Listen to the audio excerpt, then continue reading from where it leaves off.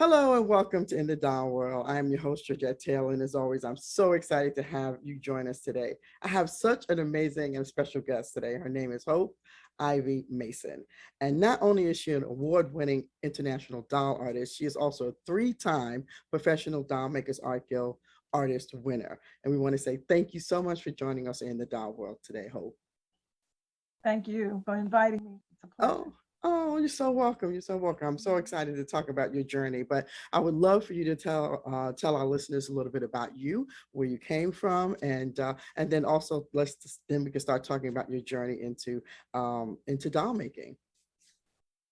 Oh, well, I'm grandmother raising five grandchildren. Well, now it's four. Wow. And yeah, many of them have gone on and graduated, which was quite an accomplishment for them. That's I'm a nice. wife, I'm an ordained minister, and I'm into music, and I'm now a doll artist. And now a doll artist. Okay, yes, I definitely remember you. I definitely remember reading your ordained minister. Yes, Mm-hmm. my husband and I pastored a church, founded and pastored a church in the 1990s. Mm-hmm. During that time, we won several awards for public access television. Nice. One for gospel aerobics, which we coined, and one for a gospel ministry Mm-hmm. hour where we invited local guests. Mm-hmm. Um, that That's was a very nice. very important time in our lives. We loved it. And then, of Oh. course, we moved on. Okay, very nice, very nice. Yeah, I realized I found that you were on that the show was on radio for a while there. So that's Yes, great. radio also. Yes. So you went there and then you also founded your a nonprofit organization for cancer survivors. So you have a Yes. diverse background. So how did all of that lead to you becoming a doll maker? Well, I'm a three-time cancer survivor now, and Thank you. I'm my so happy for first, you. That's thank you. wonderful. Yes, my first bout with cancer, actually the second, after it came around the second time, my father died around the same time, and that was a very difficult time. And I Hmm. just happened to be online, looking on YouTube, as I usually do, and I saw, and for the life of me, I can't think of the artist, but it was a my first time ever seeing a silicone doll that looked so lifelike. Now, I know I had looked online and saw where I saw people selling babies, and I was like, what is this? Because they look so It looks lifelike. so And I was real, like, what right? is this? Yes, People yes. selling babies. And We're not then when just I just to preface that we're not selling real babies, everybody. no, Just so you know that. right, right. But I had to go to that realization, and it was like, it took me aback. But I saw this video and saw the movement video of a silicone doll. And I said, I've got to have one. And then I checked into the price. So I said, I think I'm going to learn how to make one. Yes, it could be And a so, little bit steep on the budget, right? yes, yes, it was. So I said, maybe I can learn how to make one. And so I searched online on Facebook and saw that there were communities of people that were celebrating dolls, Mm-hmm. all types of dolls. And specifically the one that caught my eye was the silicone group. And I think it was called Making Silicone Dolls at the time. That Mm-hmm. group does not exist anymore. But they were very instrumental for a lot of people getting them involved. And I don't know why I asked this particular person. I said, will you show me how to because what people would do is they would create their sculpt and then they would show it to Mm-hmm. the community online, and people would give their critique. And I was getting some people give me little thumbs up, and others were like, well, But so I said, well, let me ask Maisa Said, and she's a master artist. I did not know that at the time. She was a mentor. I did not know. I just knew she was kind. She was very Mm-hmm. kind in her comments. And so I said, let me ask her, what did she think Mm-hmm. of this, what I had done? And she began to tell me step by step, well, change this a little, change that a little. Mm-hmm. And she took me from, what I call my first troglodyte to something that actually looked like a human baby, all by telling me, tweak this a little, tweak Hmm. that. And she was so patient, so um, use the word long suffering because I know I worried her half to death, but she was so kind. And from her telling me that to finding out later that she was a part of the Hmm. Doll Guild, Hmm. Professional Doll Makers Art Guild. And so she referred me to the guild. Okay, so that's how you got to the guild from your Yes, mentor. Okay. yes. Now in the guild, when you became part of the guild, what did you learn? So you were already learning. You were in the process of learning how to do certain things to create your silicone doll.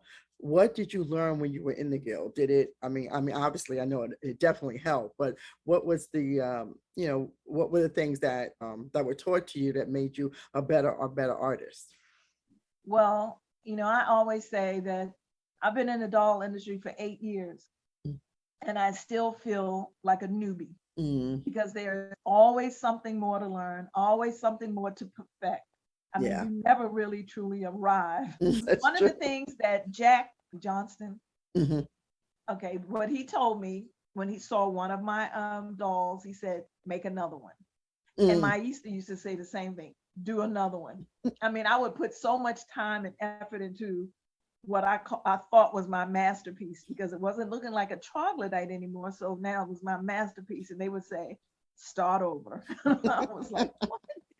So what I did learn from them was just keep going, keep trying again, keep doing it again, do it over, make as many. You may love the one you did, but you wait until you see the next one. And I used to sculpt from my imagination because I mm, felt like I'm going to come up with something so unique right. because I'm sculpting from my imagination.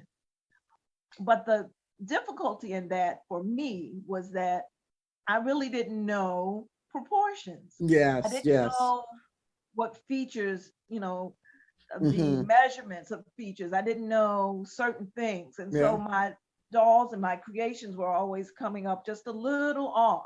Mm-hmm. And what the guild taught me was how to sculpt. I did my first portrait sculpt through them. Oh, nice. Okay, so you Yeah, and didn't understand scale. Was that yes, it? you Yes. understand scale. It Mm-hmm. helps you to look at, in detail at your subjects. Mm-hmm. And so that really, really helped me Mm-hmm. with the portrait sculpting. And just you could go for any type of difficulty you may be running into. You could ask the professionals because they were Right. there helping Mm-hmm. helping the mentees. One of the things I have not yet gotten into, but definitely want to get to, is the ball jointed Jointed. doll. Mm-hmm. Yes, and Okay. I know that's one of the specialties that you can learn there. Mm-hmm. So, like Did I you? said, you always have something new that you can learn, something more you can perfect. That's great, though. I mean, that's a great opportunity, I think, when you are a part of a group, where the mentors are just so giving, especially Yes, especially to be an artist, because like you yes. said, there's so many things that you definitely need to learn becoming a self-taught artist. So, I'm sure they help you with symmetry too. That has a lot to do with it, I'm sure. Oh, Being yes. can't have one eye this way, one eye that way, And you I'm have to. telling you, everybody does it. And Yes. I can remember having a doll and saying, "Well, how does this look?" Because I just knew that she was perfect, and You I just was knew like, she "How was does the this look?" bomb. Is that what you're saying? I just knew it. And she was, and Maisa said, "Look at it in a mirror because that can Hmm. give you the flip." And once you flip it, it's like, what was I thinking? Now you can see, just how Right. off the symmetry. Yes, that's a big lesson to learn. Yeah, yeah, I think it would be. It would be. So I noticed you do a lot of newborn dolls. Is that something? I mean, do you do other types of dolls or other size dolls, or you just Yes, love the newborn? I did my second award with the Guild was a portrait of Probably. Willow Smith. Yes, Oh, Willow that's Smith. nice. And she's sitting, but I guess if she was standing, she would be about 2 feet, two and a Oh, half feet tall. okay. Yeah. And I'm kind of proud of her. That's I nice. see every time you finish it all, you can look back and say, "Oh, I would have did this different, done something different." So I do see Right, where of I could have course. done something a little different. Mm-hmm. But it was my second time doing a portrait sculpt, and That's it was great. not an infant. Yes, Right, and you won an award for that. That's great. Just for yes. your second time doing that. I I, think it's what I amazing. yes, Yeah. what I hope to start doing, and I did ask Sherry and Mm-hmm. Peggy Mm-hmm. if they were going to allow bust, just Okay. bust. I Yes. want to start doing bust. Okay, so that's where you want to go. Okay. And so that's not something that they do right now at the PDMAG I'm or sure people do it, but I don't think it's a subject that they allow in as a Mhm. category. And then Okay. they I see what you're do saying. contests, and they did say that they were considering that. Okay. All right. Well, since you have perfected, well, we won't say perfected because we know being an artist is never perfected, you know. So, but since you've mastered a little bit more skills in creating the silicone doll and newborn dolls, how long does it take you to do a doll? Well, what I've done is I've learned how to, and I'm still learning, but Hmm. I've learned how to sculpt, then mold, Mm, and then cast, okay. paint, and then root.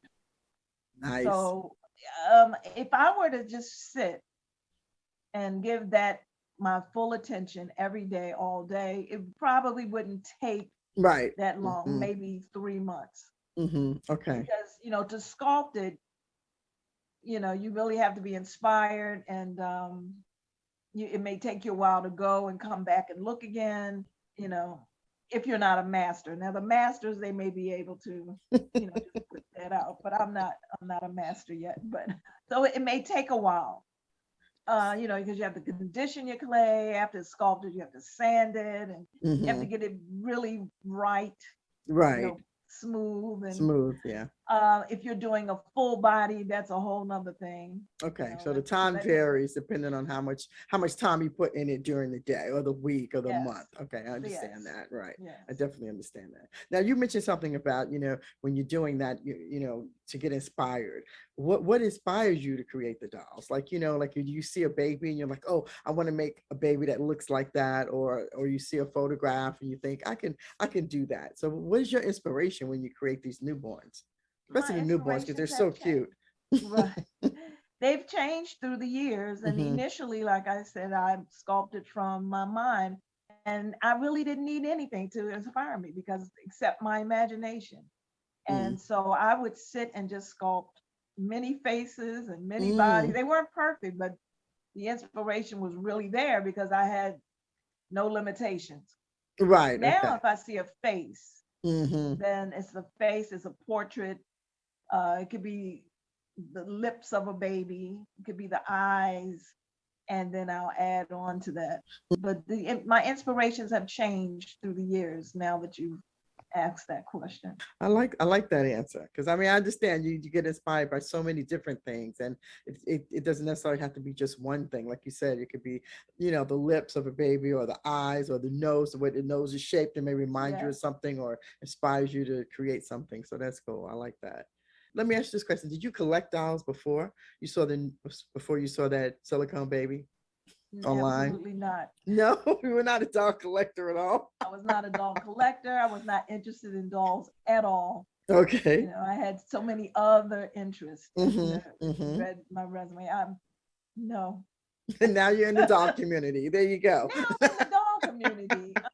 It's really amazing because I had no interest, That is so none. funny. Did you find it interesting when you found the groups?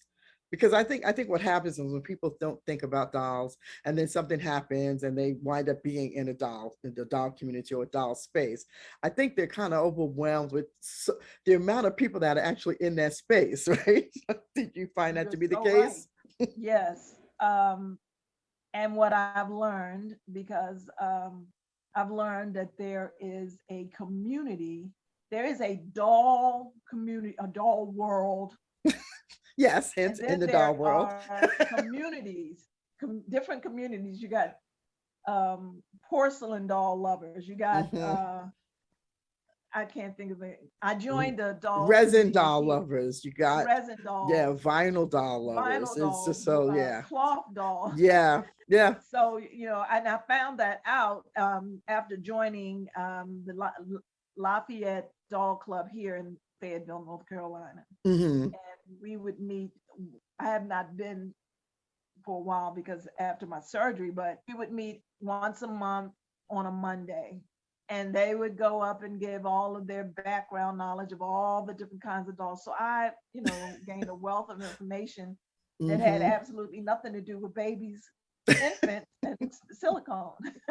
But I realized that there are people who love all kinds of dolls. Yeah, that's so true. That is true. It's amazing. I think it's the same thing even when I tell people about the podcast. The first thing they're thinking is, well, what do I need to what do I need to listen to people about dolls for? But I think once they listen to the show, then they find out the range of people in the community. Yes. And that's what just gets me so excited, because I know the amazing people that you are in the community,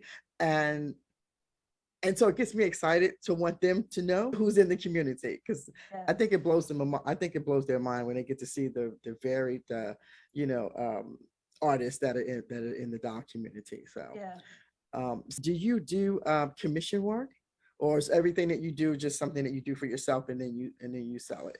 Um, well, in the beginning of my journey, I did commission work. When I finally got the Mm. um, boldness to sell one of Hmm. my dolls, because I really didn't think they would sell. Right. When I finally got the boldness to sell my doll, one doll, little teeny doll, sold for about $600, and I was like, oh Wow. my gosh.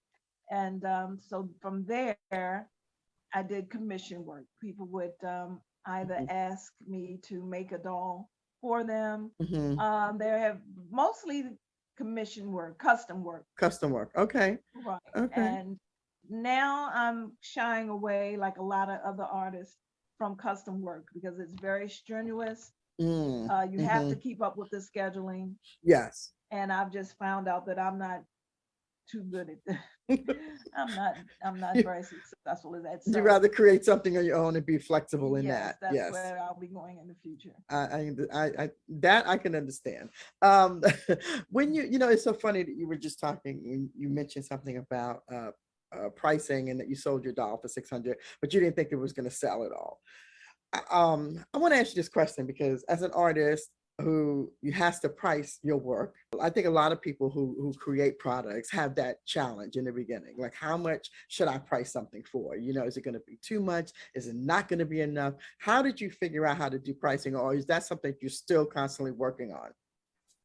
I do work on that, may Mm-hmm. have to think about it. However, um, I base it on the current industry. Mm. Several things I ask myself: is my work comparable to Mm-hmm. a master's work or a beginner's work or an in between? Okay. And so I work on based on whatever the industry is demanding at the time. Mm-hmm. I Yeah. could, yeah, I could see that, because I know sometimes people who are in, especially creatives who create their own products, whether it's a doll or soap or candles or whatever it is, they struggle. I think that's the one thing that they struggle with, is the price. It's how to price their Yes. work. Yes. Even though they know what they bring to the table is positive, and it's great work and it's beautiful. I still think we all have that feeling of, oh, is it worth it? You know what I mean? Is somebody going to pay this for what I made? So that's why I was Yes. just curious how you went through that Yes. process for yourself. And that's interesting that you look at that you look at it from that standpoint of, beginner, intermediate, so you do know kind of where you're going to go with the price on that. So Yes. that's pretty I cool. remember once after I sold that first small doll, I started and that was someone else's mold and casting work. It was Hmm. my sculpt, but they had mold and casted. Okay. Um, well, actually, I sold the sculpt. That's what Hmm. I sold the sculpt for commission. They were able, Okay. they had the rights to reproduce it. To reproduce it. Okay. Yes. Hmm. The next doll that I sold was still small, maybe about 10 inches. Hmm. And it was my first time casting silicone. Oh, And let me tell you, silicone is yes. very unforgiving. Unforgiving. That's what I've heard. Yes. And the doll was perfect except for the neck. The Mm. neck was all Uh, chewed up, uh, and so I showed the group, that help people to learn how to mold and cast and pour silicone. And they said, just put it on eBay. Put it on eBay for bid. Somebody bid on it. And sure enough, somebody bought it for $400. And they saw I showed them all the right, chewed up neck. right. In fact, that person was in the that same group. So they Okay, knew. right. Yeah. And they Well, they bought it loved for your work then. $400. They And I they was saying to wanted it. myself, what industry am I in? Because it was still new to me. So I was like, oh my God. She's like, what But industry am I in? The one who loves dolls, regardless. yes, people love dolls. That's Yeah, that's right. yeah, yeah. That's All the truth. conditions. All conditions. That's true. That is true. So I know you're part of the PDMAG. Well, I'll say Professional Doll Makers Art Guild. Are you going to be doing any doll making there during the convention? Because they do have a convention that's coming up online. I think it's October 14th through the 16th. So are you going to be showcasing your work there? Are you going to be doing any presentations, anything like that? Every year I say that I want to participate, but every year I'm unprepared. You have to have enough, to me, enough work to Mm-hmm. show Mm-hmm. or something that is going to be of interest Mm-hmm. to the viewers. Right. And Okay. a lot of what I would show, I think they already have Okay. someone who's going Mm-hmm. to be doing that. And I Mm-hmm. and I just don't have enough dolls Mm-hmm. prepared. Right, right. No, And I I find myself in the same predicament every year. all right, so you got to get ready for next year. That's what you Yes, got to do now. yes, I do think that the PDMAG convention is a great place to just visit, just to see the convention, because I think people will be surprised as to who participates. You know what I mean? And also, I think it also cuts down the fear of, if you are a new artist, that you are still welcome there, yes, to do yes. that. So, and And if you are an established artist, the artistry that's out there will mm, amaze you. yeah. I mean, when I see the creations, oh my gosh, it's just, I'm really amazed at Hmm. how beautiful and intricate, and that someone took their hands and I made know. this. I'm always fascinated in art. Because Yes, I'm not that person. So I'm constantly fascinated in how people, like you say, can just use their hands and create these amazing sculptures, and these amazing dolls. Some of them are just so fascinating. We yes. have had some really beautiful artwork, and artists, even in the doll world. We featured a lot of the artists last year, and just like we're doing this year. So I'm just excited to have you as part of that group, to talk about the art that you've done, and all the information that you've learned through the guild too. I think it's definitely helped you, and create the amazing work that you create. So, Really, really appreciate even being considered. Thank you so much for allowing me to be a part of this. oh, you're so welcome. You're so welcome. I wanted to ask you two things. I want to ask you. One, I wanted to find out from you. Are you plan on, at any point, switching mediums at any point, or you want to stay with silicone? Have you thought about doing any other kind of medium? It's funny that you would ask. I have slowed down with my dolls a little bit, and Hmm. as soon as I finish my last custom, I've started working with wood and resin. Oh, And wow. I find that taking a break brings you back fresh. I took a break about 3 years ago Hmm. and started acrylic painting. Okay. And I made um, all sorts of paintings to hang on the Hmm. wall, and actually got an opportunity to hang my work at one of the art galleries here. Oh, nice. That's beautiful. Wood and resin. I'm going to be interested to see what you produce with that. I know it's going to be phenomenal. So I'm looking forward to that. It's exciting. It's been sitting here for a minute, but I'm gonna get to it. I'm gonna get to it. Well, I bought we have all of the other lives materials. too. We have other lives too, you know. Yeah, Just I bought all the materials. And with that particular art form, you need saws and right. you so um I don't quite have everything that I need, but I've bought all the materials to get it started. Okay, okay. All right. Now resin is also included. That's included in the PDMAG, right? As well as a category. Resin dolls, yes. Yes. There's Okay. all forms of hmm resin that you can use, and they use a tinted form of resin. Okay. So will you be And doing I'm that? using Will you be working in that or something different? no, Okay. no, something different. Okay. All right. Mhm. Interesting. So where can people find your work at so they can see what you've done? Where can they Well, find you I'm at? working on my website now, so Okay. that should be up shortly. hmm But otherwise, they can find me at the Hope Ivy On Creative Facebook, Art Dome. Creative Art Dolls, you said? Okay. Yes, Okay. So the Hope Ivy Creative Art Dolls on Facebook. yes. Okay, great. Well, thank you so much, Hope. I'm so glad that you joined us today so people can learn a little bit more about you and about those wonderful silicone dolls that you produce and I'm looking forward to your resin work. So I'm looking forward to seeing what that brings us. So thank you so much again for being in the doll world with us. Thank you, and you are a real pleasure to work with. Thank Oh, you. thank you so much, Hope. I really It's a appreciate blast. that.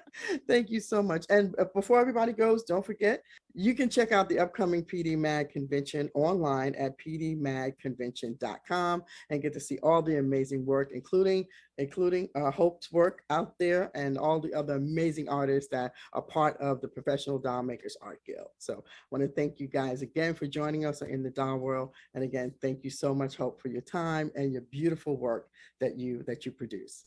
Thank you so much. You're so welcome. Okay. Bye. Bye bye. Bye.